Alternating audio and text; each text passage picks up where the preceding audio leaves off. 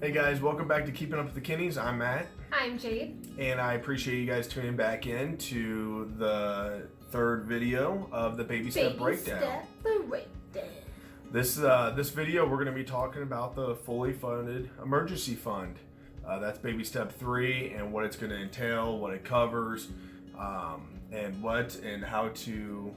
Where to keep it. Yeah, where to keep it, how to get to that point that it's fully funded, and explain what that means. So, without further ado, let's get into this video. Alright, so we are going to start off this video with what is a fully funded emergency fund. So in a fully funded emergency fund is 3 to 6 months of expenses. That's not 3 to 6 months of your income. It's how much you spend a month on your basic needs times 3 to 6 months. That includes the 4 walls, is what Dave Ramsey calls it. But if you are in the medical profession or you've done a psychology class, you have probably heard of Maslow's hierarchy of needs. So the 4 walls cover the basic elements that you need in order to thrive as a human being. So that is food, shelter, clothing, transportation. That's all that you're covering with this emergency fund as your bare necessities. It's not including like your Disney Plus subscription, your gym membership, or any of that stuff. It is the bare necessities. You know, like it is, that's it. yeah. So that's what it is meant to cover, and it's meant to cover them for anything unexpected in your life, whether that's job loss, medical emergency, car crash, or you get storm hits and tree falls into your house, it takes out half your house. So any large expenses or anything that's unexpected in life, that's, pretty easy, anything that's unexpected. We're going to keep it in a very specific spot. So a fully funded emergency fund is not to go in your checking account. And the reason you're not going to put it there is because you'll dwindle it away to nothing without even realizing it. And you might think that you wouldn't, but how many times have you had like an extra $300 or $100 or $50 that you were like, I'm just gonna leave that there as a buffer, and then all of a sudden it's gone. So you are to put this into a high interest savings account of interest on the money that you're saving. Since this is going to be a pretty significant amount of money, $10,000, $15,000, $20,000, depending on expenses are. So a high interest savings account can be, if you're at a credit union, your money market account, normally you'll have a pretty good savings or interest rate on that.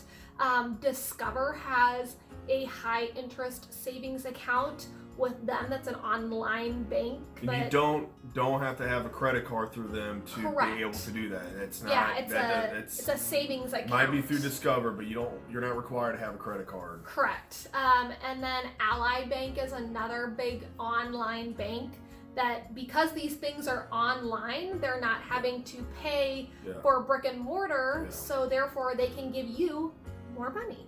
So those are kind of the big names of great companies that I've heard nothing but good things about. Discover has great customer service. Ally Bank does as well. Since you're doing online banking, you want to make sure that you choose somewhere where you can get a hold of a person, because you don't have a bank to go into to get that 24/7 customer service, yes. So the other thing is that it needs to be liquid.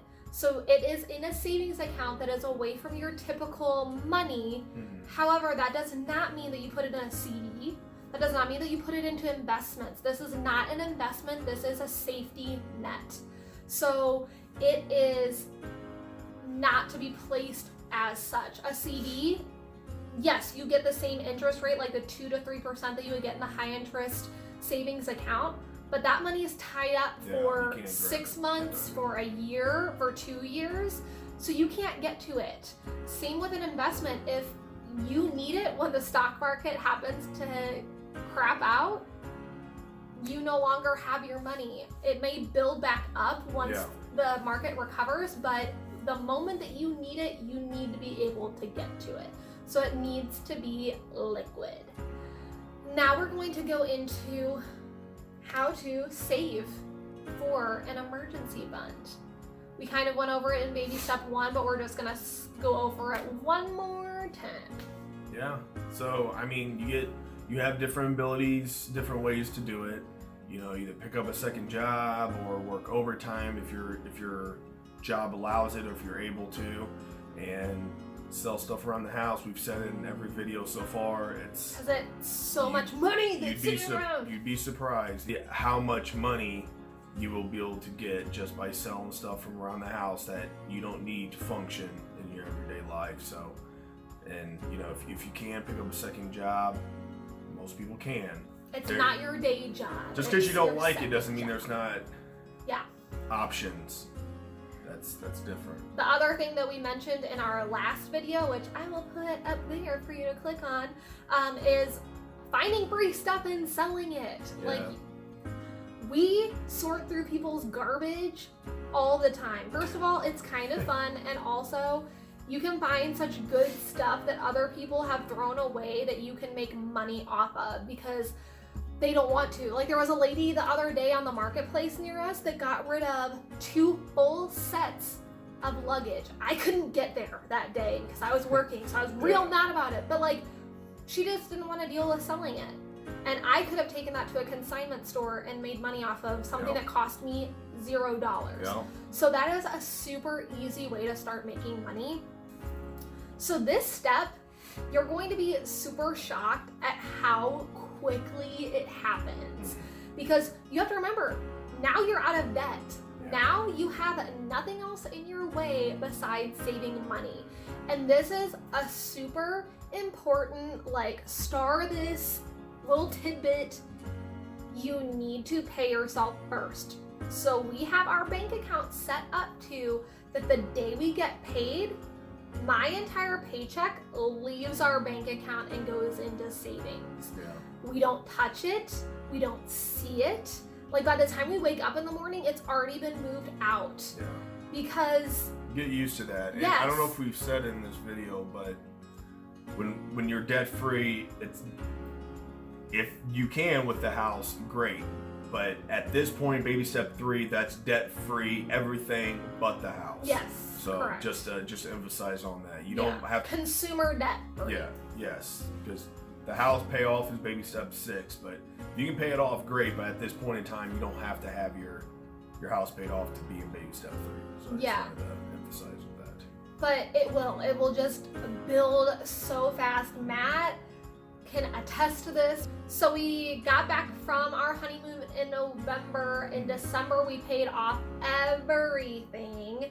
Plus, in cash, it was kind of my wedding gift to us.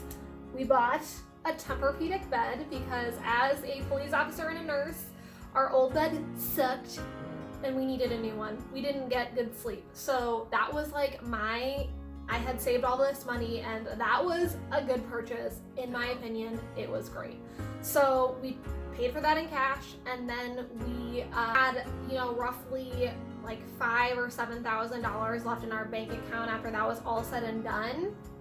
And since then, we have our fully funded emergency fund done. We are working on our down payment fund, which is 3B.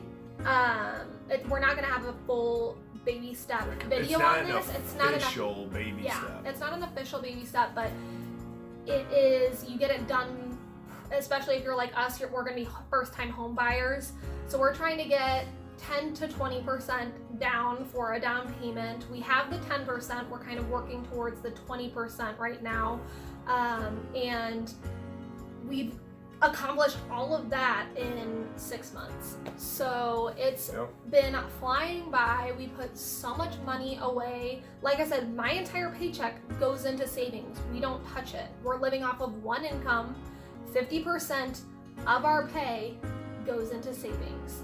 It's not that difficult to do. We do it and we live a pretty cool life. So you can do it, and we hope that, you know, us just being transparent with you of, you know, how much we started with, where we are, just kind of pushes you through your baby steps so that you can see that quickly it all adds up. It is just kind of a domino effect, and things just go do, do, do, do, do, do, and then you're just living large and in charge, you know? So